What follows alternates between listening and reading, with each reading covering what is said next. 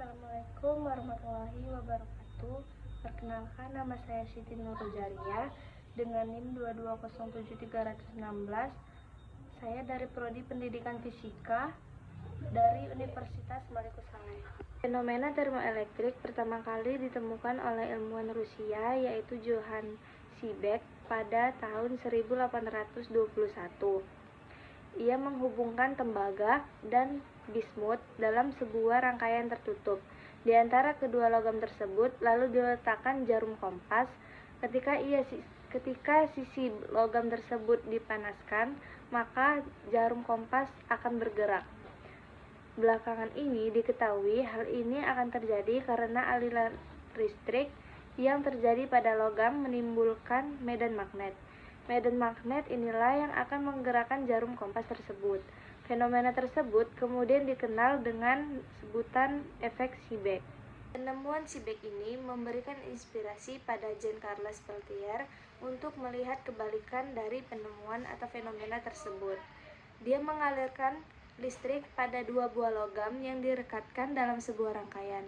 Ketika arus listrik dialirkan, terjadi penyerapan kalor pada sambungan kedua logam tersebut dan pelepasan kalor pada sambungan yang lainnya.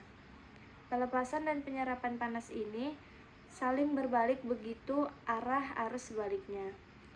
Penemuan ini yang akan terjadi pada tahun 1834 kemudian dikenal dengan efek Peltier. Efek Seebeck dan Peltier inilah yang kemudian menjadi dasar dari pengembangan teknologi termoelektrik. Elektrik adalah komponen elektronika yang memiliki kemampuan mengubah energi panas menjadi energi listrik secara langsung atau sebaliknya. Dari listrik menghasilkan dingin. Efek termoelektrik dibagi menjadi dua, yang pertama efek Seebeck dan yang kedua efek Peltier. Efek Seebeck merupakan fenomena dari timbulnya tegangan listrik yang terjadi akibat adanya perbedaan suhu pada dua sisi bahan semikonduktor. Sedangkan efek Peltier merupakan termoelektrik yang prinsip kerjanya kebalikan dari efek Seebeck, di mana energi panas dapat diserap pada salah satu sambungan konduktor dan dilepaskan pada sambungan pada suatu rangkaian tertutup. Atau dengan kata lain, efek Peltier ini mengkonversi energi listrik menjadi perubahan suhu. Kemudian ada pemanfaatan efek termoelektrik. Yang pertama ada generator termoelektrik. Generator termoelektrik ini merupakan pembangkit listrik yang didasarkan pada efek Seebeck. Yang pertama kali ditemukan pada tahun 1821 oleh Thomas Johann Seebeck. Aplikasi penggunaan termoelektrik generator dapat digunakan secara luas terutama pada pembangkit yang membutuhkan energi panas seperti sumber energi utama yang nantinya akan dikonversikan menjadi energi listrik.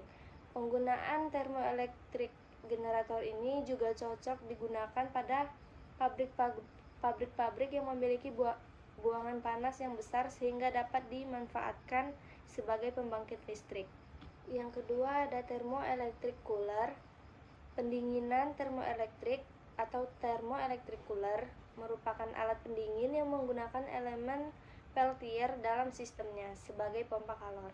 Prinsip kerja pendingin ini didasarkan pada efek Peltier di mana arus listrik yang mengalir melalui dua jenis semikonduktor yang berbeda akan menghasilkan perbedaan suhu di kedua sisi perangkat.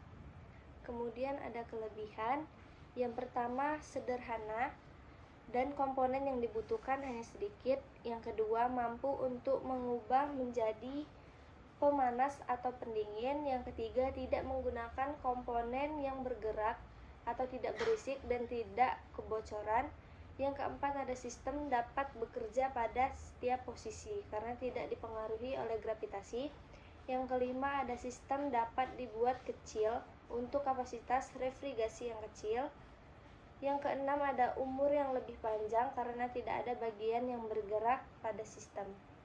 Kemudian ada kekurangan. Yang pertama ada kapasitas pendinginan yang kecil.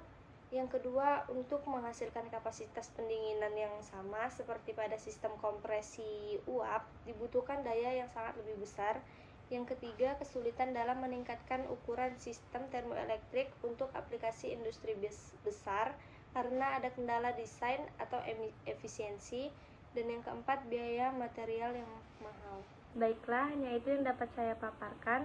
Lebih dan kurang saya mohon maaf. Saya akhiri. Wabillahi taufiq wal hidayah. Wassalamualaikum warahmatullahi wabarakatuh.